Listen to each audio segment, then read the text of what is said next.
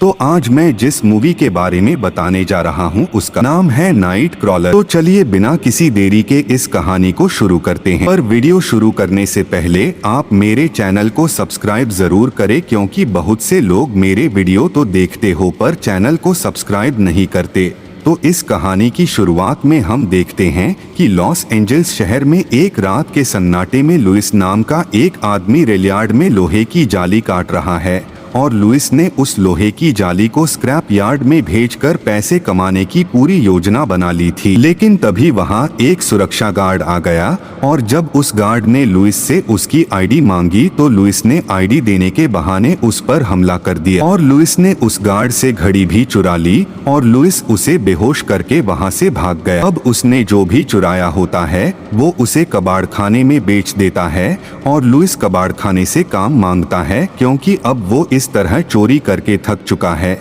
और लुइस यहाँ अपना परिचय बहुत अच्छे से देता है, लेकिन कपड़े के यार्ड का मालिक लुइस से सीधे तौर पर कहता है कि वो चोरों को काम पर नहीं रखता। अब इस पर लुइस उसकी तरफ देखता है और अजीब तरीके से मुस्कुराता है। अब यहाँ घर जाते हुए लुइस सोच रहा था कि वो कब तक ऐसे ही चोरी करता रहेगा। अगर उसके पास कोई अच्छी नौकरी होती तो आज वो इस तरह चोरी करके अपना गुजारा नहीं कर रहा होता। और दोस्तों, ये साल है 2009 जब यूएसए में बहुत बड़ा संकट आया हुआ है, जिसकी वजह से लोगों को नौकरी नहीं मिल रही है और सबके काम धंधे ठप पड़े हुए हैं। अब यहाँ लुइस कार से घर वापस जा रहा था, तभी उसकी नजर कुछ पुलिस वालों की वैन पर पड़ी जो हाईवे पर एक कार दुर्घटना की जांच कर रहे थे। अब उसी समय जॉय नाम का एक रिपोर्टर अपने असिस्टेंट के साथ मिलकर एडम और उस कार दुर्घटना का वीडियो बनाने लगा। अब यहाँ लुइस ने जॉय से पूछा कि वो किस न्यूज चैनल के लिए काम करता है,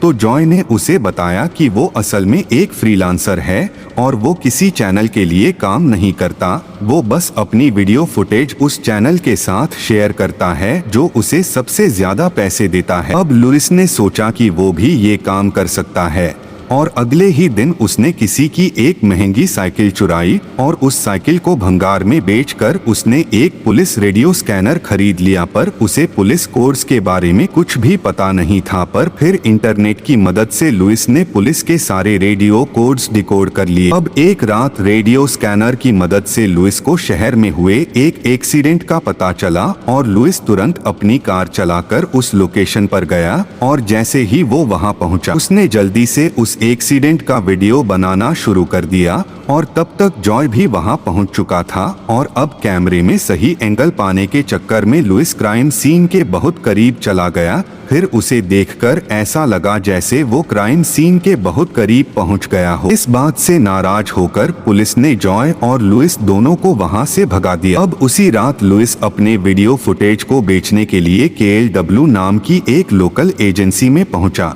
जहां उसकी मुलाकात मॉर्निंग न्यूज की डायरेक्टर नीना से हुई और नीना को यहां लुइस के वीडियो फुटेज काफी पसंद आए और उसने उसी वक्त उससे $50 में उसे खरीद लिया। अब अगली सुबह जब लुइस ने न्यूज में अपने फुटेज देखे तो उसकी खुशी का ठिकाना नहीं रहा और अब लुइस समझ चुका था कि अब उसे इसी फील्ड में अपना भविष्य बनाना है। लेकिन वो ये भी जानता था कि वो सारा काम अकेले नहीं कर सकता, इसलिए उसने अपने साथ रिक नाम के एक लड़के को रख लिया और अब रिक और लुइस दोनों ही दिन भर पुलिस के साथ काम करते थे। कोर्ट सिग्नल सुनने में व्यस्त रहते हैं और रिक का काम उन सिग्नल को सुनकर उनकी लोकेशन का पता लगाना होता है, ताकि लुइस उन क्राइम लोकेशन पर पहुंच सके और उन घटनाओं की वीडियो बना सके। अब उसी रात लुइस को शहर में हुई एक कार दुर्घटना के बारे में पता चला और खबर मिलते ही लुइस और रिक जल्दी से कार में बैठकर उस लोकेशन के लिए निकल पड़े और रिक लगातार लोकेशन पर उलझन में था। रिक और लुइस दुर्घटना वाली जगह पर 5 मिनट देर से पहुंचे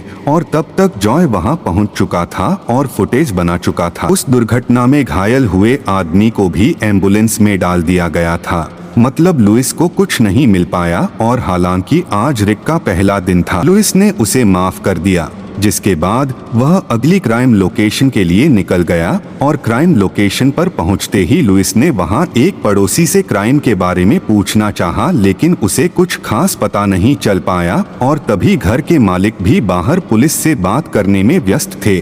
तभी लुइस मौका देखकर घर में घुस गया और वहीं पर उसे गिरफ्तार कर लिया गया। गोलीबारी की खबर हुई और इधर लुइस ने पूरे घर की फुटेज ले ली और उस फुटेज को देखकर नीना बहुत खुश हो गई और लुइस को इस फुटेज के लिए एक अच्छे खासे पैसे भी मिले। और इधर लुइस को समझ में आ गया कि लोग न्यूज में सिर्फ न्यूज नहीं सुनते बल्कि उन्हें उसमें कुछ मसाला भी चाहिए होता है। इसलिए लुइस मसालेदार न्यूज यानी खून खराबे की फुटेज पाने के लिए दिन रात मेहनत करने लगा। और अब कुछ महीनों के बाद उसकी मेहनत रंग लाई और उसने अपने लिए एक महंगी कार और महंगे उपकरण खरीद लिए ताकि वो अपनी फुटेज की क्वालिटी को और भी बेहतर कर सके। जिसके बाद एक दिन लुइस की मुलाकात जो से हुई और जो ने लुइस से पूछा कि वो दोनों साथ में काम क्यों नहीं करते, लेकिन लुइस ने जो के साथ काम करने से साफ मना कर दिया। अब उसी रात लुइस को शहर में हुई एक हवाई घटना के बारे में पता चला, लेकिन लुइस के वहां पहुंचने से पहले ही जॉय वहां आ गया और सारी महत्वपूर्ण फुटेज रिकॉर्ड कर ली। और अब लुइस के पास कुछ भी एक्सक्लूसिव नहीं था और इसी वजह से आज लुइस को नीना से बहुत कुछ सुनना पड़ा। अब इन सब बातों ने लुइस के अंदर जो के लिए नफरत की आग जला दी। अब हम देखते हैं कि अगले सीन में एक हफ्ते बाद लुइस को यहाँ एक वैन दुर्घटना के बारे में पता चलता है और जब लुइस और रिक वहां पहुंचते हैं तो वे देखते हैं कि जॉय की वैन का वहां एक्सीडेंट हो गया था और वह वैन क्षतिग्रस्त हो गई थी। दुर्घटना में जो का असिस्टेंट मारा गया था और जो भी यहाँ बुरी तरह से घायल हुआ था। तब रिक ने लुइस से कहा कि उसे जो का वीडियो नहीं बनाना चाहिए क्योंकि जो भी उसकी तरह एक रिपोर्टर है। लेकिन तब लुइस ने रिक को समझाया कि हमें अपनी भावनाओं को हमेशा अपने व्यवसाय से दूर रखना चाहिए और उसने कहा कि हमें इस तरह की फुटेज लेने के लिए पैसे मिलते हैं और इसीलिए हमें यहाँ दिल से नहीं बल्कि दिमाग से काम करना चाहिए। और यहाँ हम देखते हैं कि वास्तव में आज लुइस ने ही यहाँ जो की वैन के साथ छेड़छाड़ की है ताकि वो जॉय को हमेशा के लिए रास्ते से हटा सके। अब इसके बाद लुइस को पुलिस रेडियो पर एक और दुर्घटना के बारे में पता चला तो वो तुरंत अपनी गाड़ी चलाकर पुलिस से पहले उस बंगले पर पहुंच गया जहां से पहले किसी ने पुलिस को उस बंगले के बारे में सूचना दी थी। तब लुइस ने देखा कि दो लोग हाथ में बंदूक लिए उस बंगले से निकल रहे थे। तब लुइस उन लोगों को देखकर जल्दी से झाड़ियों में छिप गया और वहीं से उनका वीडियो बनाने लगा और उसने उनके चेहरे और उनकी गाड़ी का नंबर भी रिकॉर्ड कर लिया। और उनके जाते ही लुइस उस बंगले के अंदर गया और उसे अंदर 3 लाशें मिली और यहाँ लुइस ने बिना कुछ सोचे उन लाशों को रिकॉर्ड करना शुरू कर दिया और पुलिस के आने से पहले उसने पूरी फुटेज बना ली और वहां से चला गया। लेकिन अब लुइस जानता था कि उसकी फुटेज की असली कीमत क्या होने वाली है और न्यूज एजेंसी पहुंचते ही उसने सबसे पहले वो फुटेज नीना को दिखाई। और उस फुटेज को देखने के बाद नीना समझ गई कि अब उसके चैनल की टीआरपी बढ़ने वाली है। इसलिए यहाँ उसने लुइस से उस फुटेज को $3000 में खरीदने को कहा, लेकिन यहाँ लू ने $15,000 से 1 सेंट भी कम लेने से मना कर दिया। और यहाँ लुइस ने नीना से साफ कह दिया कि अगर वो फुटेज खरीदना चाहती है तो ठीक है, वरना मैं ये फुटेज किसी और न्यूज एजेंसी को बेच दूंगा। अब यहाँ पर नीना $15,000 देने के लिए तैयार हो जाती है, लेकिन फिर लू अपनी अन्य शर्तें भी बताता है और वह कहता है कि मुझे पता है कि आपको इन फुटेज की कितनी ज़रूरत है और मुझे पता है कि मेरी फुटेज की वजह से आपके चैनल की टीआरपी कितनी ज़्यादा बढ़ने वाली है। इसलिए भविष्य में मुझसे कभी भी सौदेबाजी मत करना। और हाँ, अब से आपको मेरी फुटेज के लिए मुझे न्यूज में क्रेडिट देना होगा ताकि मैं भी मार्केट में अपना नाम बना सकूं। अब नीना को यहाँ वाकई में लू की जरूरत थी, इसलिए उसने लू की सभी शर्तें मान ली। और फिर अगली सुबह जैसे ही टेलीविजन पर खबर प्रसारित हुई तो 2 जासूस लू से मिलने उसके घर आ गए। अब जासूस लुइस से जानना चाहते थे कि लुइस को कल रात पुलिस से पहले उस बंगले में हुई गोलीबारी के बारे में कैसे पता चला और वह पुलिस से पहले वहां कैसे पहुंच गया। और वास्तव में पुलिस रेडियो स्कैनर का उपयोग करना, जिसका उपयोग लुइस ने घटना के बारे में पता लगाने के लिए किया था, एक गैरकानूनी अपराध है।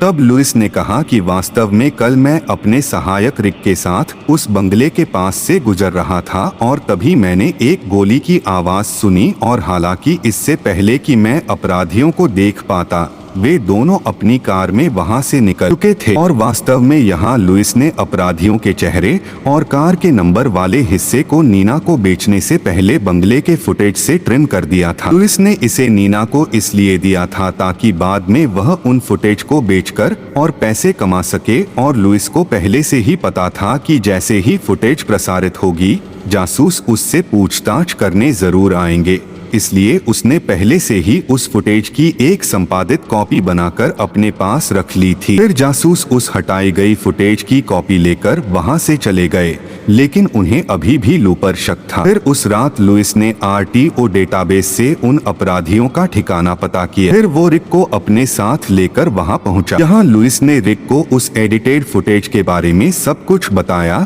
और उसने बताया कि आज हम उन अपराधियों का पीछा करेंगे और जब पुलिस उन लोगों को पकड़ लेगी तो हम उनका वीडियो बनाएंगे और सोचेंगे कि पुलिस और अपराधियों के बीच की लड़ाई का वीडियो कितना वायरल होगा। और उसने कहा कि मैं इस वीडियो के लिए नीना से $1 लाख से 1 सेंट भी कम नहीं लूंगा। फिर रिक ने कहा कि मैं तुम्हारे साथ पिछले 6 महीने से गधे की तरह काम कर रहा हूँ और तुम मुझे प्रतिदिन केवल $30 देते हो, इसलिए अब तुम्हें मेरे काम की कीमत चुकानी होगी, सैलरी बढ़ानी पड़ेगी, नहीं तो मैं ये जॉब छोड़ रहा हूँ। जिस पर लुइस ने उससे कहा कि ठीक है, तो तुम बताओ तुम्हें कितनी सैलरी चाहिए। तब रिक ने कहा कि कम से कम $75 और साथ ही इस फुटेज से जो $50,000 तुम्हें मिलने वाले हैं उसमें से भी मुझे हिस्सा चाहिए, करीब $25,000। जिस पर लुइस ने कहा तो ठीक है, आज से मैं तुम्हें रोज $5 दूंगा, लेकिन बोनस नहीं, क्योंकि बोनस साल के अंत में दिया जाता है और तुम अभी सिर्फ 6 महीने वहां पर रहे हो। लेकिन रिक अपनी जिद पर अड़ा रहा, तो अब लुइस को आज रिक की बहुत जरूरत थी, तो वो रिक को बोनस देने के लिए तैयार हो गया। और फिर इधर लुइस और रिक दोनों उस लोकेशन पर पहुंचे और वहां पर उन्होंने देखा कि दोनों अपराधी घूमते घूमते एक चाइनीज रेस्टोरेंट में खाना खाने के लिए घुस गए और वो वहीं पर बैठकर खाना खाने लगे। और फिर लुइस ने उसी वक्त पुलिस को कॉल किया और उसने कहा कि हेलो, मैं लुइस हूं और कल रात मैंने उस बंगले की फुटेज रिकॉर्ड की थी जहां से मैंने अपराधियों को भागते हुए देखा था, और आज मैं उसी जगह पर हूँ। अपराधी उडाला नाम के चाइनीज रेस्टोरेंट में खाना खा रहे हैं और उनके पास बंदूकें भी हैं। और पुलिस ने सूचना मिलते ही अपराधी घबरा गए और टेबल के नीचे रखी बंदूक से पुलिसकर्मियों पर हमला कर दिया। जवाब में पुलिसकर्मियों ने भी अपराधियों पर हमला कर दिया और अब फायरिंग के दौरान एक अपराधी मौके पर ही मारा गया, लेकिन दूसरा अपराधी अपनी SUV में बैठकर वहां से फरार हो गया। अब पुलिस भी लगातार उस अपराधी का पीछा कर रही थी। दूसरी तरफ लू भी अपनी कार से पुलिस का पीछा कर रहा है और रिक भी पूरे हालात को अपने कैमरे में रिकॉर्ड करता रहा। और अब कुछ देर भागने के बाद अपराधी की कार पुलिस की कार से टकरा गई, जिससे वहां एक बड़ा हादसा हो गया और तब तक पीछे से पुलिस का बैकअप भी आ रहा था।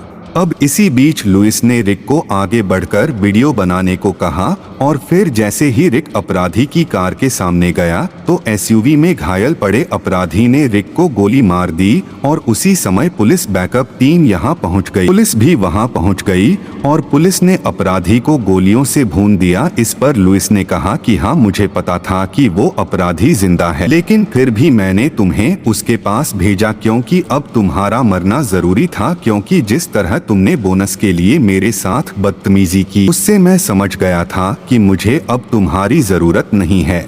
और आज तुम नौकरी छोड़ने के बहाने मुझसे जबरदस्ती बोनस ले रहे थे, तो कल को तुम मुझसे कहते कि मुझे $100 प्रतिदिन चाहिए और सॉरी दोस्त, मुझे माफ कर दो, लेकिन मैं किसी के सामने झुककर नहीं रह सकता। और अब यहाँ लुइस को उस फुटेज के बदले में नीना से $1 लाख मिल गए। और हालांकि जासूस ने लुइस को पूछताछ के लिए एक बार फिर से ऑफिस बुलाया और यहाँ जासूस को लगा कि लुइस को उन अपराधियों के बारे में पहले से ही पता था और उसने ही पुलिस को अपराधियों के बारे में नहीं बताया ताकि वो पकड़े जा सके। इस बहाने वो और भी वीडियो बना सकता था, लेकिन अगर ये सब हुआ होता तो जासूस को सबूत पहले ही मिल गए होते। और अगर ये सब हुआ होता तो लू पर हत्या का आरोप भी लगता, क्योंकि अगर लू ने अपराधियों के बारे में पहले बता दिया होता तो आज रिक और कई पुलिस वालों की जान बच जाती। लेकिन अब कोई सबूत न होने की वजह से जासूस लुइस को छोड़ देते हैं और अब यहाँ पर हम देखते हैं कि लुइस ने अपने अंडर में कई कर्मचारी रखे हुए हैं ताकि वो अपने बिजनेस को और भी बढ़ा सके। और दोस्त, लुइस के इस काले सच के साथ ये कहानी यहीं खत्म होती है। तो आपको ये कहानी कैसी लगी मुझे कमेंट में जरूर बताएं। मैं आपसे मिलूंगा एक और नए वीडियो के साथ। तब तक के लिए अलविदा, बाय बाय।